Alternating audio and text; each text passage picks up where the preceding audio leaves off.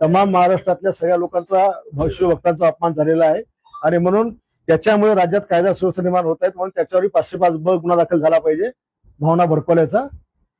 या पुढील भूमिका आपली काय असणार? आम्ही त्यांच्या मंडपात जाऊन पुस्तकाचं वाचन करणार. तुम्ही स्वतः येणार? हो, मी स्वतः जाणार. मी आमचे सगळे शिवभक्त आम्ही सगळे जाणार. आमदार रोहित पवार सुद्धा आज येणार होते, मात्र त्यांनी घोषणा सुद्धा केली. त्यांनी समजदारी दाखवली. घाईघाईमध्ये त्यांनी बोलले असतील ते.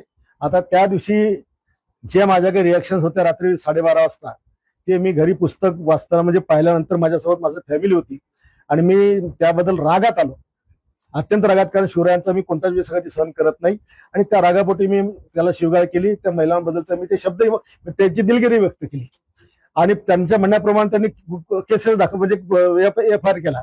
आता ही नाटकं करण्याची आवश्यकता काय? आता हा तमाशा करायची गरज काय?